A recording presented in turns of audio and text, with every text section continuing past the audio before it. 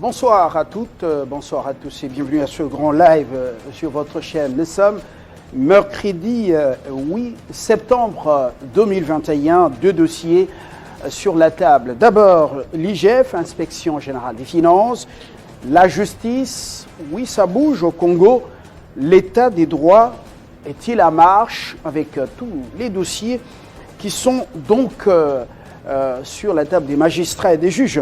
Nous aurons Georges Kapiamba pour en parler. Georges Kapiamba qui venait de publier à travers ACAJ un rapport accablant dans la province des Lituri qui est en état de siège. 30 sociétés exploitent les minerais de manière illégale. Le sujet de cette exploitation illégale des minerais par 30 sociétés va également nous intéresser avec Martin Lukusa. Il est le coordonnateur du Rassemblement de l'Union sacrée extra-parlementaire. Il est également à la tête d'une importante formation politique. Il sera avec nous tout à l'heure. Comment 30 sociétés peuvent-elles opérer illégalement tous autant alors que le pays est quand même dirigé dans toutes ces provinces par des hommes et des femmes, oui, qui bénéficient de la confiance du peuple. L'actualité chez nous, elle s'impose, les grandes lignes avec vous. Christian Kalonji, bonsoir. Bonsoir Fabien, merci d'être avec nous madame, messieurs. Place à l'actualité.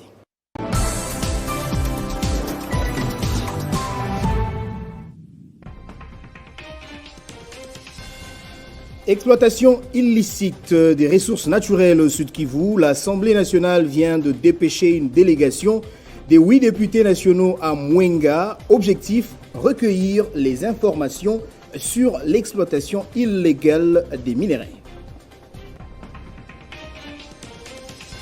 La nouvelle est tombée ce mercredi, suscitant émotion et douleur. Le journaliste, producteur et chroniqueur culturel de la chaîne de télévision France 24, Amobé Mévégué, est décédé à Paris à l'âge de 53 ans des suites d'une courte maladie. Jean-Marie Kassomba rend hommage à un grand producteur et chroniqueur culturel. Et puis le procès des attentats du 13 novembre 2015, les pires attaques djihadistes commises sur le sol français, s'est ouvert ce mercredi devant la cour d'assises spéciale de Paris. 20 accusés doivent être jugés pendant 9 mois.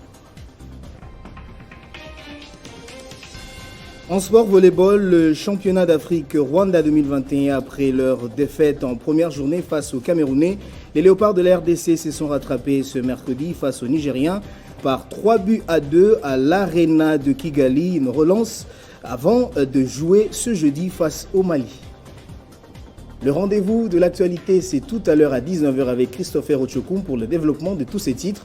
Entre-temps, l'information reste en continu sur notre site internet.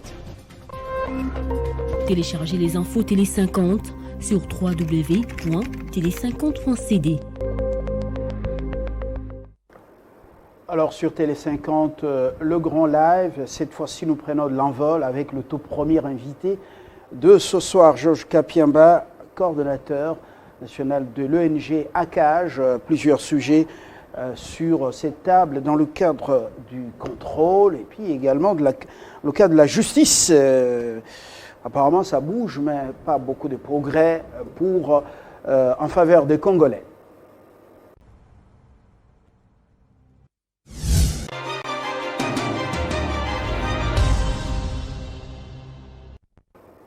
Le tout premier invité de ce soir est avec nous, Georges Kapiamba. Bonsoir. Bonsoir. Vous êtes le coordonnateur de l'ONG ACAJ. Bien sûr, Association congolaise pour l'accès à la justice. 10 ans déjà, depuis que vous êtes opérationnel. Ouais. Au Congo, ce n'est pas le sujet, mais c'est cette année que vous totalisez 10 ans. Tout à fait. Dans la défense des droits de l'homme, par moment, vous portez des couleurs, par moment, c'est sans couleur. Voilà. Alors, l'heure du bilan n'est pas encore arrivée. Voilà. Peut-être que ça sera donc la semaine ou avant le week-end. Ça sera le samedi. Justement, voilà. L'IGF dénonce ou mène des enquêtes et rend compte avec des rapports très accablants. Les gens confondent leur poche avec les trésors publics. Alors, en commençant par les 100 jours, condamnation de Vital Kamerhe, il est donc en prison, ouais. Sauf erreur de ma part. Il est en prison. Entre la cellule de sa prison et l'hôpital. Oui, mais il est entre les mains de la justice parce que, ayant été condamné, il peut être en prison pour les soins médicaux, mais sous surveillance pénitentiaire. Mais sa santé est bonne, quand même. Ça, je crois que c'est une question qu'il faut poser à lui-même ou à ses avocats. D'accord. Jamal, lui, il est encore en prison. Blattner, DG Wenga, DG Sokok, Mouima, dossier RVA. Blattner n'est pas en prison, et pourtant condamné à 20 ans de prison. Alors, il a eu la chance d'avoir été condamné pendant qu'il était absent du territoire congolais. Comment on lui a permis de sortir, de quitter le pays? Alors, il faut mentionner qu'il y a eu défaut de vigilance dans les chefs de la justice, principalement du parquet, parce qu'ils auraient dû prendre des dispositions pour assurer au moins une surveillance comme ça s'est fait dans tous les cas de figure. On le voit dans tous les états de droit. Lorsque quelqu'un est poursuivi et qu'il y a soupçon sérieux de sa culpabilité, le parquet prend des dispositions pour le placer sous surveillance. Mais dans son cas, nous avons été tous surpris d'apprendre qu'il avait quitté le territoire congolais. Il est condamné à 20 ans. Il reste tout simplement à ce qu'un mandat d'arrêt international soit lancé contre lui, puis qu'il soit pris partout où il pourra être trouvé dans le cadre de la coopération internationale et ramené en RDC pour qu'il puisse purger ses 20 ans de prison. Est-ce qu'il n'y a pas eu pression de son pays d'origine? Non, nous ne pensons pas. S'il y avait eu des pressions, il n'aurait pas été condamné, mais il a été condamné parce qu'il n'y en a pas eu. Ou s'il y en a eu, mais qui ont échoué. Alors, le DG de Sokok, lui, il est déjà libre, bénéficiaire d'une grâce présidentielle, semble-t-il. Ah, il y a lui, ainsi que le DG de voilà, l'ancien l'ex-DG de l'OVD. Ça, ce sont les deux cas qui continuent à nous préoccuper à la cage. Nous avons écrit et nous continuons à faire pression sur le parquet général pour qu'une suite soit trouvée, parce qu'effectivement, comme vous l'avez mentionné, ils avaient été condamnés au premier degré et puis ils sont allés en appel. Leur condamnation a été confirmée au degré d'appel, alors que ce sont des condamnations qui sont assorties de non-libération. C'est clairement mentionné. Comment sont-ils devenus bénéficiaires de la grâce présidentielle? C'est l'ancien ministre de la Justice. Pour avoir fait quoi? Est-ce qu'ils ont restitué l'argent du Trésor public? Non, c'est l'ancien ministre de la Justice qui a favorisé leur libération. Et pour nous, la CAJ, nous considérons ça comme un acte d'évasion, complicité d'évasion. Un ancien ministre intérimaire, ministre UDPS. Voilà, bon, vous avez mentionné tout. Mais nous disons que c'est l'ancien ministre de la Justice intérimaire qui a favorisé leur sortie de la prison de manière que nous la CAJ, nous considérons comme frauduleuse et que cela équivaut à une évasion. Donc les auteurs de ces actes doivent rapidement être poursuivis. Nous espérons qu'un jour, dans le cadre de l'état de droit, le peuple congolais pourra être rétabli dans ses droits par rapport à ces cas qui choque toutes les bonnes consciences de justice. Entre-temps, le neveu de Vital Kamerhe, lui, jusque-là, sans procès, il est en prison. Un flou naturel, artistique. Son cas doit être clarifié. Je crois que c'est l'occasion pour nous aussi. Voilà, oui. C'est vrai que la justice a son rythme, mais il faut quand même aussi respecter la Constitution qui dit toute personne soupçonnée d'avoir commis un fait infractionnel a le droit de connaître son sort, d'être jugé, connaître son sort dans les délais raisonnables. Mais sa détention dépasse déjà les délais raisonnables parce qu'il devait quand même être fixé sur son sort, à tout le moins être présenté devant les juges du jugement pour qu'il puisse avoir l'opportunité de se défendre par rapport aux faits lui imputés. Entre-temps, l'ODG de RVA, lui, il est en prison. L'affaire prise en délibéré à la cassation, ça fait déjà au-delà de 80 jours.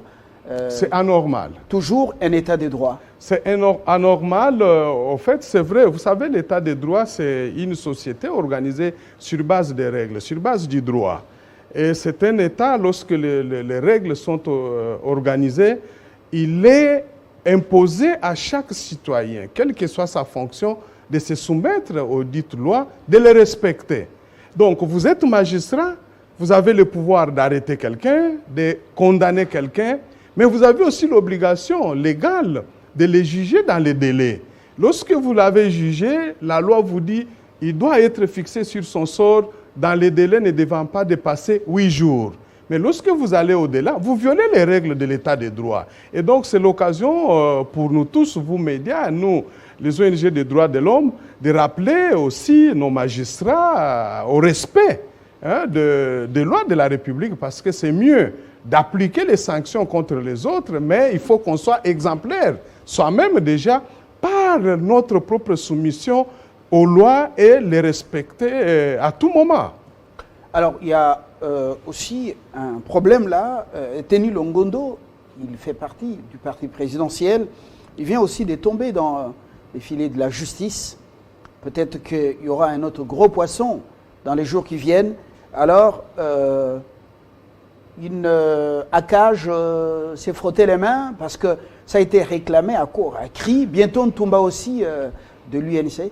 Alors, il ne faut pas dire que l'Akage s'est frotté les mains. Non, moi je pose la question. Oui, vous êtes frotté les mains parce que vous avez plaidé pour bien sûr, les poursuites. Oui, nous avons été heureux de savoir qu'il a été invité par la justice, mais la suite qui a été réservée à son audition, c'est une suite qui a été décidée par les magistrats de la République.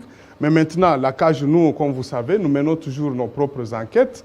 Nous sommes déjà arrivés à, déjà aujourd'hui, nous avons expliqué quand même à l'opinion que de par nos propres enquêtes, nous avons constaté avec toutes les pièces probantes que sur les 366 millions qui étaient allégués, en réalité, les FMI avaient accordé 300 millions à la République démocratique du Congo au titre d'appui budgétaire et que la Banque mondiale devait ajouter les plus ou moins 60 pour faire 360, mais que sur les 47 milliards qui étaient promis avant, 347 millions de dollars qui étaient promis, la Banque mondiale avait libéré avant que lui, les ministres, ne partent du gouvernement, au moins 30 millions. Et sur les 30 millions, 10 millions plus 5 milliards de francs congolais avaient été affectés à la riposte contre la Covid. Et qu'à ce jour, selon sa défense, il n'est tenu, de par les poursuites engagées contre lui par la justice, que de ne justifier que plus ou moins 1,014 million dollars américains. Et sa défense nous a déclaré à l'Akage qu'il a totalement justifié. Maintenant, il faut laisser aux magistrats le temps d'examiner, faire examiner les pièces justificatives par des experts et puis déboucher sur une solution. C'est-à-dire la décision soit de les relaxer parce qu'il aura rendu compte ce dont nous nous sommes contents, parce que nous souhaitions qu'il puisse être appelé pour qu'il rende compte de sa gestion par rapport à certains soupçons. Maintenant qu'il a été amené à rendre compte, il reste maintenant à la justice de décider soit de les libérer si les pièces sont probantes ou de les renvoyer devant son juge naturel pour qu'il puisse s'expliquer. Entre-temps, les jours passent, mais M. Ntumba, lui, c'est un homme libre après le gouvernement Ilunga. Mais avant d'aborder le cas de Ntumba, je voudrais, sur le dossier de Covid, mentionner quand même nos regrets de l'Akage, c'est d'avoir finalement constaté, au vu des pièces auxquelles nous avons eu accès, que depuis le 15 mai 2020, l'ex-ministre de la Santé, Teni Longondo, avait déjà saisi le parquet général près la cour d'appel de Kinshasa-Gombe, demandant, s'il vous plaît, demandant à la justice d'amorcer une enquête sur les soupçons de fabrication de fausses pièces, mieux de détournement des fonds alloués à la riposte de Covid, qui étaient imputés à certains membres de son cabinet, notamment son conseiller, un de ses conseillers, mais aussi imputés à son conseiller administratif et à un directeur chargé de marketing de la société CFAO dans l'achat des véhicules parce qu'il y a eu fabrication présumée des fausses pièces, sans oublier les comptables publics qui avaient en charge de garder et de faire les dépenses. Mais vous vous imaginez que depuis le mois de mai 2020, jusqu'il y a peu, il y a au moins 2-3 semaines, que lui a été arrêté. Et la justice, interpellé on n'avait pas interpellé ces ex-conseillers. Pourtant, l'infraction est individuelle. Il n'y a pas longtemps que 2 ont été arrêtés. Ils sont maintenant aussi acheminés à Makala. Et nous considérons que la justice elle est latente. Elle ne joue pas pour son certains rôle. Et avec beaucoup de célérité pour d'autres. C'est anormal. Elle doit cesser d'être aussi plus sévère vis-à-vis d'autres, mais compréhensible par rapport à d'autres citoyens. Sinon, elle va être tout le temps accusée et le fossé entre les citoyens et elle-même va toujours s'agrandir. Ce n'est pas une bonne chose. Il faut que les magistrats améliorent leur travail parce que tous les citoyens ont aujourd'hui les yeux tournés sur ce qu'ils font pour la République. Peut-être qu'ils attendent une rémunération conséquente qui pourrait les mettre à l'abri des tentations. Non, mais sur cette question, ça s'est un peu amélioré. On ne peut pas aussi continuer à justifier. Vous savez, c'est vrai que nous, la CAJ, nous portons beaucoup les combats pour l'amélioration des conditions socio-professionnelles des magistrats, mais nous ne sommes pas d'accord qu'on puisse en mettre au moins sur la table comme une justification par rapport aux abus qui sont décriés par tout le monde à ce jour. D'autant plus que depuis au moins 2-3 mois, le Conseil supérieur, avec le nouveau bureau, le nouveau président, a eu à inverser l'utilisation des crédits qui sont alloués au pouvoir judiciaire parce qu'avant, sur ces crédits, qu'est-ce qui s'est passé avec les anciens? On affectait 30% à la rémunération des magistrats et 70% étaient utilisés pour les frais de fonctionnement. Mais lui, le nouveau président du Conseil supérieur de la Cour constitutionnelle, quand il est arrivé avec les membres du bureau, ils ont décidé d'affecter aux rémunérations des magistrats 70% et 30% pour le fonctionnement, ce qui a permis aux uns et aux autres de voir un peu leur rémunération tout un peu augmentée. Alors, Juge Kapiamba, entre-temps, Ntumba est un homme libre, l'ancien ministre de la formation professionnelle, c'est pas pour quelle raison. Et puis, il y a également, donc on a parlé des 32 millions qui seraient détournés dans le programme des 100 jours, au profit du Kasaï central. Mais il n'y a pas que lui, Patience Aïba de l'OGEFREM, il serait en cavale. Alors, finalement, comment la justice est vraiment très active pour certains et pour les autres, pas beaucoup d'empressement. Matata se considère comme étant, il se pose la question s'il est un prisonnier politique. Nous en venons à ce programme de ce dossier de Boukangalonzo. Quelle est l'analyse de ACAJ? Non, nous sommes profondément préoccupés par ce que tout le monde appelle aujourd'hui 2 poids 2 mesures. Ce n'est pas normal que pour les uns, la justice s'avère s'engager avec célérité, mais pour d'autres cas, elle est pratiquement inerte. Ce n'est pas normal. Il faudrait que les responsables, ceux qui ont le pouvoir d'impulsion, agissent rapidement. Moi, je ne peux pas vous cacher. Alors, du côté quand nous parlons de poursuites, c'est au top, c'est le procureur général près de la Cour de cassation. Vous savez que même dernièrement, il y a, je crois, 2-3 semaines, si je ne me trompe pas, le chef de l'État a aussi exprimé son mécontentement par rapport à la manière dont les dossiers sont traités. Et je crois qu'il faudrait qu'ils en fassent une préoccupation, qu'ils changent aussi leur politique, leur méthode, leur approche, parce qu'il n'est pas normal que pour certains, ils sont pressés à les arrêter, les mettre en prison. Aussi là, il faut mentionner qu'il n'est pas dit que toute personne qui est soupçonnée d'avoir commis une infraction doit être automatiquement arrêtée et mise en détention. Si c'est quelqu'un qui peut offrir des garanties de ne pas se soustraire des poursuites et d'être disposé à coopérer avec la justice, se présenter jusqu'à la fin, il n'y a aucune raison qu'on puisse les mettre en détention. Vous avez suivi les conseils de Matata Ponyo, le sénateur est-ce qu'il n'y a pas vice de procédure? En droit, on dit lorsque mais lui, la forme, lui est en liberté. la forme est biaisée, liberté. le fond en pâtit, je le dis autrement.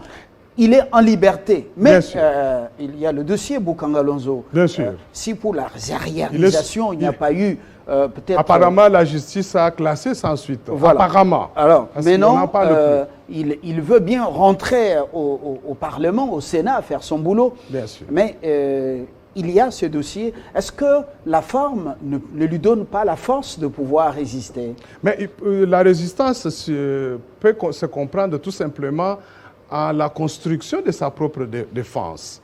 Et comme devant les procureurs généraux, près de la Cour constitutionnelle, cette défense qu'il a développée ne lui a pas porté un gain de cause, ne lui a pas permis d'engager un quelconque bénéfice, il lui reste d'aller développer les mêmes moyens devant les juges maintenant, c'est-à-dire devant la Cour constitutionnelle. Et c'est ce que nous, la CAJ, nous lui recommandons, c'est de travailler en attendant la fixation de la date d'audience, de préparer, d'aiguiser ses moyens de défense pour aller démontrer et obtenir de la Cour constitutionnelle une décision constatant que c'est à tort qu'il aurait été poursuivi ou que le parquet aurait engagé des poursuites à sa charge pour X et Y raison.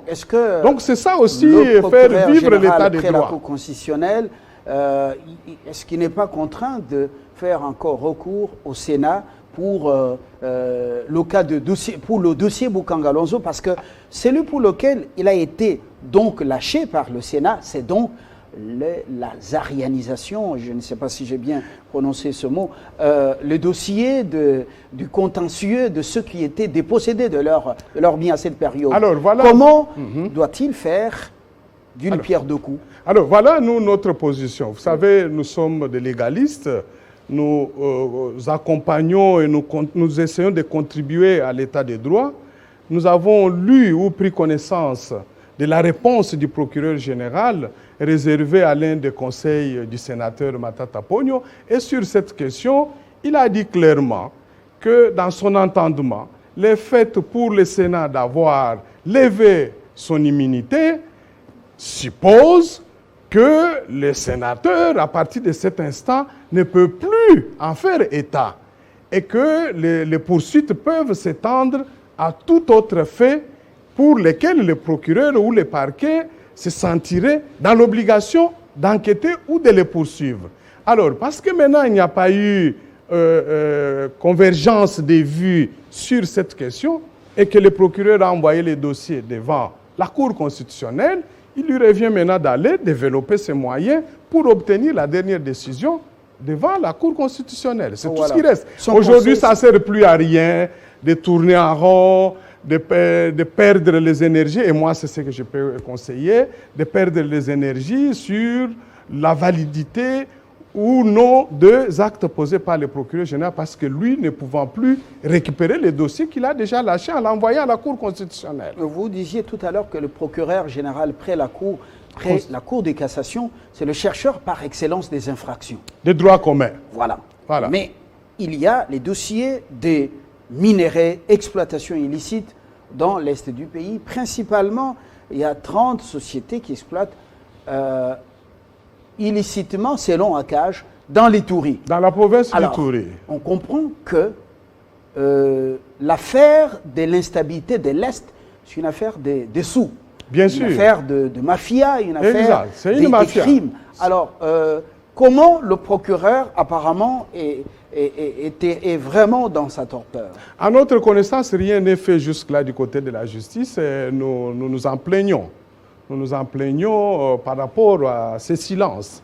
Et pourtant, la justice est là, comme tous nous le savons, les ministères publics, c'est-à-dire les magistrats du parquet, ont comme mission de rechercher et poursuivre les infractions. Ils peuvent les rechercher parce qu'eux-mêmes initient, ils ouvrent les dossiers ou ils chargent les OPJ à les faire, mais ils peuvent être saisis aussi, soit par des citoyens, par des dénonciations, soit provenant des médias, provenant des organisations de la société civile. Mais dans les cas d'espèce, il y a une sorte de clameur publique autour de cette exploitation illicite qui est organisé par un groupe de mafieux au détriment du peuple congolais. Et les codes miniers considèrent l'exploitation illicite comme la fraude, comme des infractions punissables par les lois pénales. Mais qu'est-ce que le procureur attend? Nous ne savons pas. C'est incompréhensible ce qui se passe, mais je peux au moins vous informer que nous avons, dans le cadre de notre plaidoyer, nous avons communiqué la même liste à l'auditeur supérieur militaire de Bunia, qui chapeaute l'action militaire dans la province de Ituri. Au moins, à partir de lui, une action avait été menée. C'est comme ça que vous avez entendu qu'on a arrêté au moins 6 ressortissants chinois dans les territoires de Mongwalu, plus 3 Ougandais. Mais nous considérons que par rapport au nombre de 30 sociétés que nous avons publiées, ce qui est fait aujourd'hui est totalement insignifiant. Il faudrait que les parquets militaires, parquets civils conjuguent les efforts pour actionner. Mais là, vous apprenez, c'est en Ituri. Mais la même situation est constatée encore avec beaucoup d'acuité dans la province du Sud Kivu, principalement dans les territoires de Mwenga, où on a tous suivi à la suite des magazines d'un de vos confrères sur cette affaire. Donc il faut agir. Nous félicitons aujourd'hui le bureau de l'Assemblée nationale qui a envoyé une mission parlementaire. Nous, les ONG, nous sommes mobilisés. Nous espérons que la justice va se réveiller, mais elle va se réveiller avec retard et ça ne va pas lui permettre de récupérer une crédibilité telle que tous les citoyens l'auraient souhaité. Si on comprend bien, l'IGF est active et nous permet de comprendre déjà que beaucoup de fossoyeurs ont vécu avec nous au pays et ailleurs. Ils alimentent l'insécurité, la guerre et le terrorisme. Mais en même temps, on comprend que les magistrats, certains magistrats congolais sont décidés de plomber l'état de droit et la justice.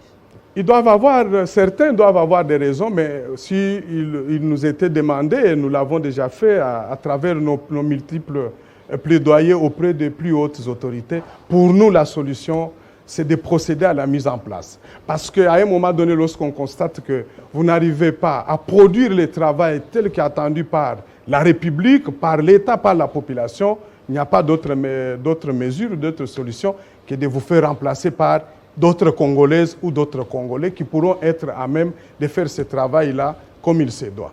Georges Kapiamba, je vous remercie. C'est moi qui vous remercie. Nous allons maintenant garder notre pied dans la province de l'Ituri qui est en état de siège pour voir comment des sociétés, une trentaine, peuvent-elles opérer illégalement au vu et au su des autorités compétentes.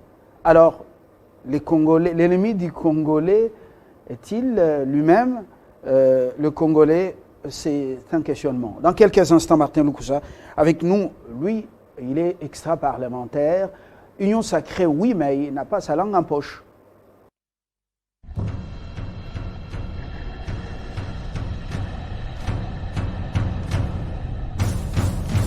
Joseph Kabila est dans un état d'esprit très serein. Donc, les gens parfois qui nous prêtent des intentions ou qui parfois disent, mais Joseph Kabila, il a l'hantise de revenir au pouvoir, que Tshisekedi échoue. Non, bien au contraire.